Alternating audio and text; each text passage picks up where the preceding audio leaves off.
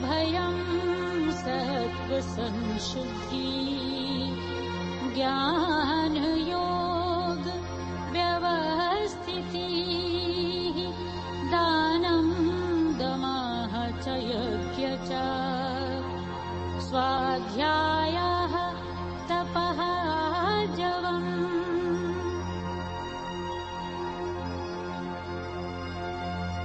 अहिंसा सत्यं अक्रोधः त्यागः शान्ति अपेशुनम् दया भूतेषु अलोलुप्त्वम् मार्द्वं हीर्चापलम् तेजः क्षमा धृतिः शौचम् अद्रोहा नातिमानिता भवन्ति सम्पदं देवीम् अभिजातस्य भारत।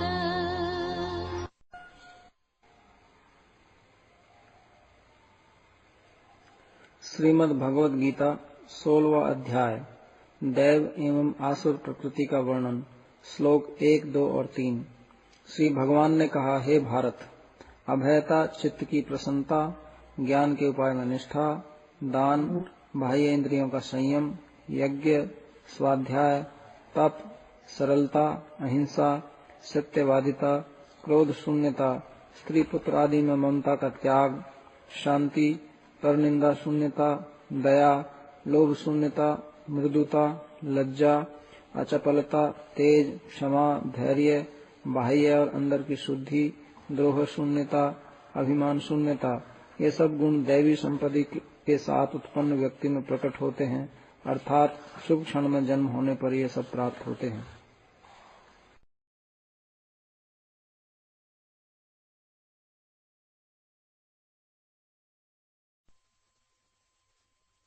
दम्भः दर्पः अभिमानः च क्रोधः पारुष्यम् एव च अज्ञानं च अभिजातस्य पार्थ सम्पदम् आसुरीम्। श्लोक 4। हे पार्थ, दंभ, दर्प, अभिमान, क्रोध, निष्ठुरता और अविवेक आसुरी संपद के अभिमुख उत्पन्न व्यक्ति में होते हैं, अर्थात असत जात व्यक्ति को ये आसुरी संपद प्राप्त होते हैं।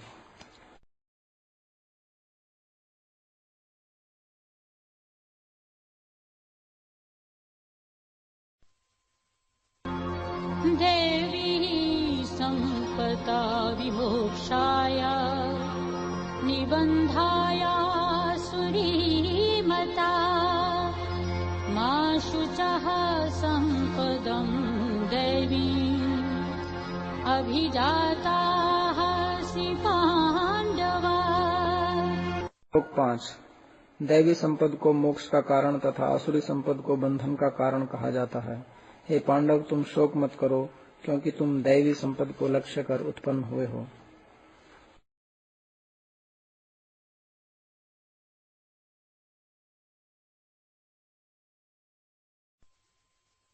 द्वौ भूत सर्गो लोके अस्मिन् दैवाः आसुराः एव च दैवाः विस्तरशः प्रोक्ताः आसुरं पार्थ मे शृणु। श्लोक 6। हे पार्थ, इस संसार में 2 प्रकार की भूत सृष्टि है, दैवी और आसुरी। दैवी प्रकृति के विषय में विस्तार से कहा गया है, अभी मेरे निकट आसुरी प्रकृति के विषय में सुनो।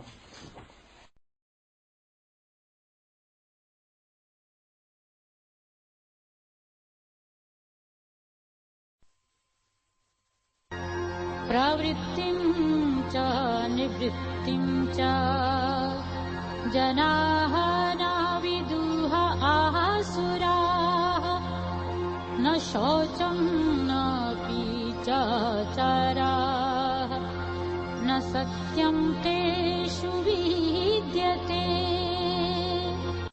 श्लोक 7। असुर लोग धर्म में प्रवृत्ति और अधर्म से निवृत्ति नहीं जानते हैं, उनमें शौच, आचार तथा सत्य नहीं होता है।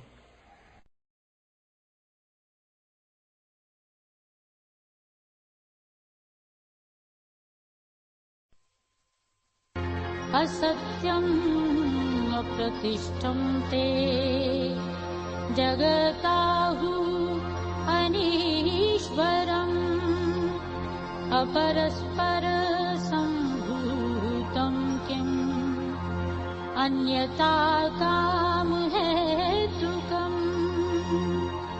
श्लोक 8। वे लोग जगत को मिथ्या, आश्रयहीन, ईश्वर शून्य, एक दूसरे के संसर्ग से अथवा स्वतः उत्पन्न कहते हैं। इतना ही नहीं, वे इसे केवल काम मूलक कहते हैं।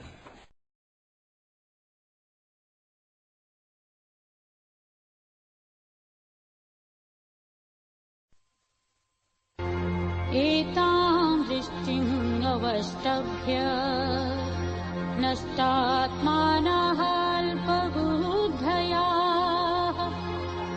प्रभवन्ति उग्रकर्माणाः क्षयाय जगतः हिताः। श्लोक 9। इस आसुर दर्शन अथवा सिद्धांत का आश्रय कर आत्म तत्वहीन, देहात्माभिमानी, हिंसादी कर्मपरायण असुरगण जगत के ध्वंस के लिए जन्म लेते हैं।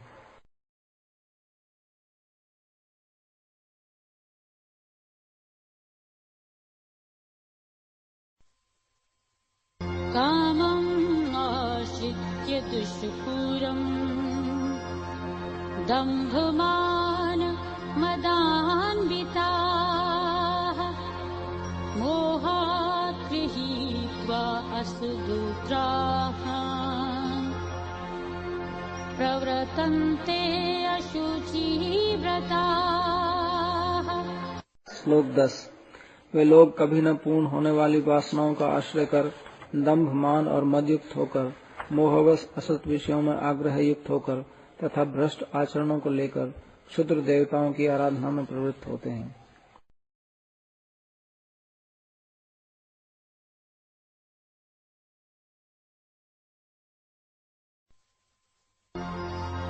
चिन्तामप्रिमेयां च प्रलयान्तामुपाश्रिताः कामोपभोगपरमायतावत् इति निश्चिताः आशापाशुषतैः बद्धा काम क्रोध परायणाः ईहन्ते काम भोगार्थम् अन्यायेन अर्थ संचयान्। श्लोक 11 और 12। मृत्यु पर्यंत असीम चिंता का आश्रय कर काम का उपभोग ही चरम कार्य है, इस प्रकार निश्चय कर सैकड़ों आशाओं में आबद्ध काम और क्रोध परायण वे व्यक्तिगण काम भोग के लिए अन्याय पूर्वक अर्थ संग्रह की चेष्टा करते हैं।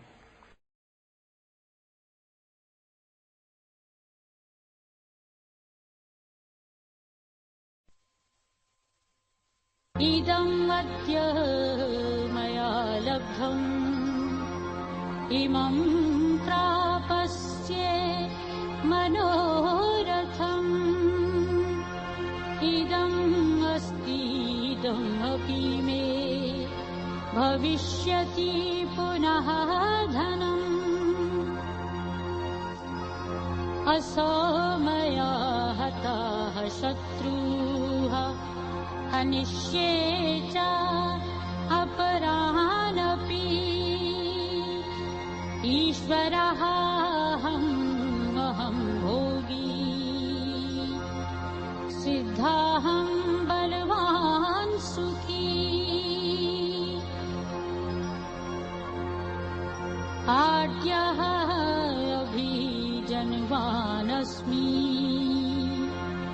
कः अन्यः अस्ति सदृशाः मया यक्षे दास्यामि मोदिष्ये इति अज्ञान विमोहिताः।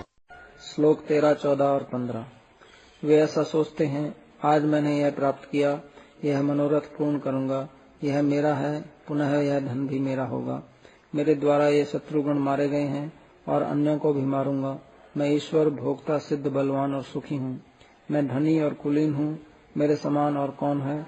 मैं यज्ञ करूंगा, दान करूंगा और आनंद प्राप्त करूंगा। वे अज्ञान द्वारा विमोहित होकर इस प्रकार कहते हैं।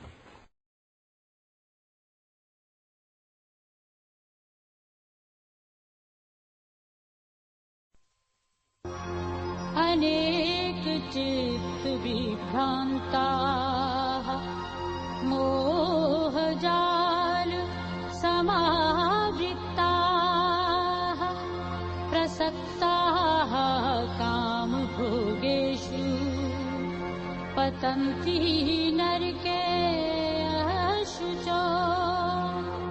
श्लोक 16। नाना मनोरथों द्वारा विक्षिप्त, मोहजाल से आवृत तथा विषय भोगों में अत्यंत आसक्त वे व्यक्तिगण अपवित्र नरक में पतित होते हैं।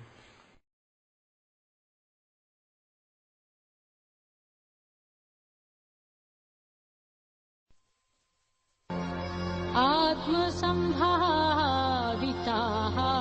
स्तब्धाः धनमान मदान्विताः यजन्ते नाम यज्ञे हते दम्भेन अविधिपूर्वकम्। श्लोक 17। स्वयं गर्वित, अनम्र, धन के कारण मान और मद से युक्त वे असुरगण दंभ पूर्वक नाम मात्र यज्ञ द्वारा अविधि पूर्वक यज्ञ करते हैं।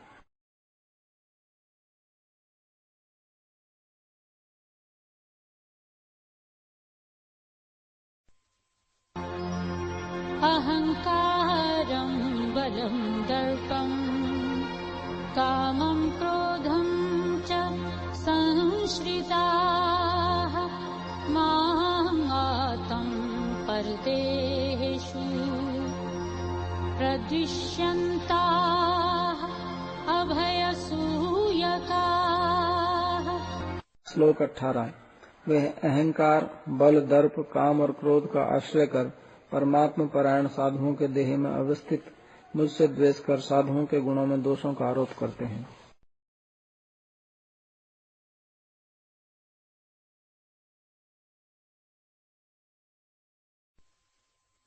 तानहं द्विषताः क्रूरान् संसारेषु नराधमान् क्षिपामि अजस्रम् अशुभान् आसुरीषु एव योनिषु।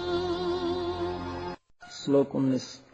मैं साधुओं से द्वेष करने वाले, क्रूर और अशुभ कर्म करने वाले तथा नराधम उन सबको संसार में आसुरी योनियों में अनवरत निक्षेप करता हूँ।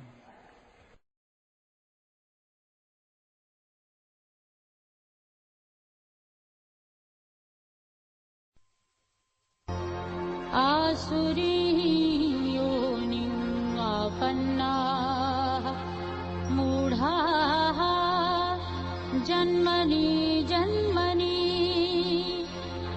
मामाप्राप्य एव कौन्तेय ततः यान्ति अधमां गतिम्। श्लोक 20। हे कौन्तेय, जन्म जन्म में आसुरी योनि प्राप्त कर वे मूढ़ लोग मुझे नहीं प्राप्त करने के कारण ही उससे भी अधम गति प्राप्त करते हैं।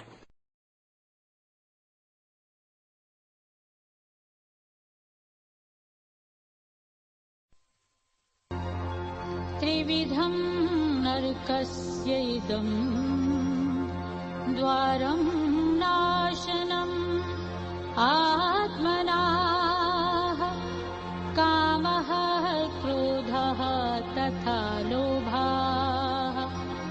तस्मादेतत् त्रयं त्यजेत्। श्लोक 21। काम, क्रोध और लोभ ये तीन आत्मनाशक नरक के द्वार हैं। अतएव इन तीनों का त्याग करना चाहिए।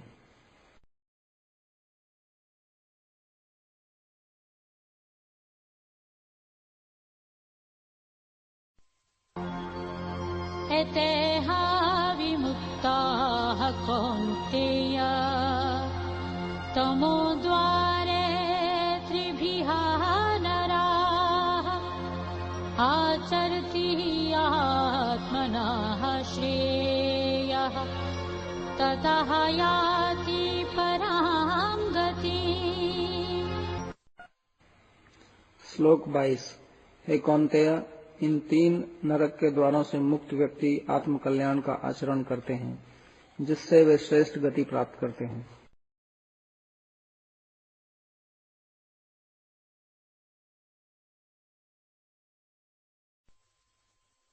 यः शास्त्रविधिं उत्सृज्य वर्तते कामकारतः न स सिद्धिम् अवाप्नोति न सुखं न परां गतिम्। श्लोक 23। जो शास्त्रीय विधियों का उल्लंघन कर स्वेच्छाचारवश कार्य में प्रवृत्त होता है, वह न तो सिद्धि, न सुख और न ही परागति को प्राप्त करता है।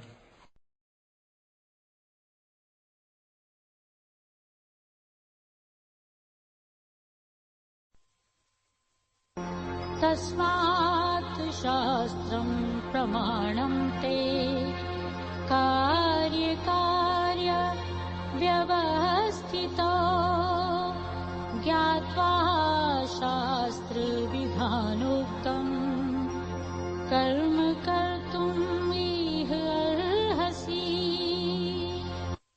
श्लोक 24। अतएव कार्य कार्य की व्यवस्था के विषय में शास्त्र ही तुम्हारे लिए प्रमाण है। इस कर्तव्य विषय में शास्त्र में उपदिष्ट कर्म से अवगत होकर उसे करने के निमित्त योग्य हो।